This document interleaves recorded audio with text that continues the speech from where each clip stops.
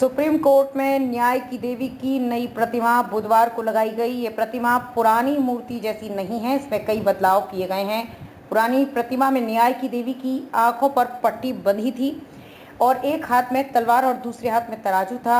आंखों पर पट्टी बंधे होने के कारण कानून को अंधा कहा जाता था, लेकिन नई प्रतिमा में आंखों से पट्टी हटा दी गई है। जिस हाथ में तलवार था, अब उसमें संविधान थमा दी गई है।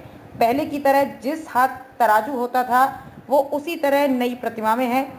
सुप्रीम कोर्ट में जजों की लाइब्रेरी में न्याय की देवी की नई प्रतिमा लगाई गई है। आइए जानते हैं प्रतिमा में बदलाव करने के मायने क्या है। आंखों पर पट्टी और हाथ में तलवार का क्या है अर्थ। न्याय की देवी की नई मूर्ति चीफ जस्टिस डीवाई चंद्रचूड़ की पहल पर लगाई गई है। पुरानी मूर्ति में कानून की देवी की आंखों में जो पट्टी बंधी थी, हाथ में जो तलवार थी, उसका एक खास अर्थ था। आंखों पर पट्टी बंधी न्याय व्यवस्था में समानता को दर्शाती है।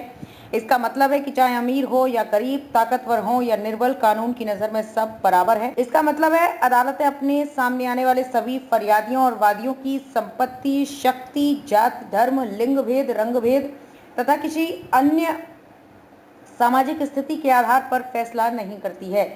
न्याय की देवी के हाथ में तलवार होने का मतलब था कि दोषियों को दंडित करने की शक्ति भी कानून के पास है। क्या है नई मूर्ति की खासियत?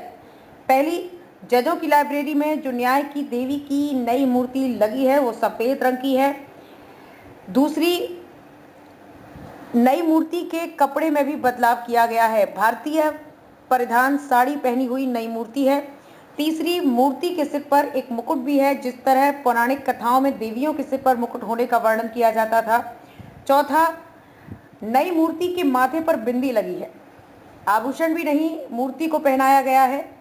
पांचवा, नई मूर्ति के एक हाथ में पहले की तरह तराजू है, लेकिन दूसरे हाथ में तलवार की जगह संविधान है। मूर्ति के एक हाथ में जो तराजू है वो ये दिखाता है कि कोर्ट किसी भी फैसले पर पहुंचने से पहले दोनों पक्षों की बात को ध्यान से सुनता है। तराजू संतुलन का प्रतीक है। मूर्ति में क्यों किया गया बदलाव?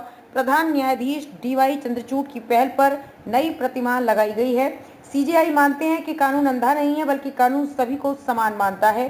इसी कारण आंखों से पट्टी हटाई गई है। प्रधान न्यायाधीश का मानना है कि प्रतिमा के एक हाथ में संविधान होना चाहिए, तलवार नहीं, ताकि देश को संदेश जाए कि वो संविधान के हिसाब से न्याय करती है। तलवार हिंसा का प्रतीक है, लेकिन अदालतें संवैधानिक कानून के हिसाब से न्याय करती हैं।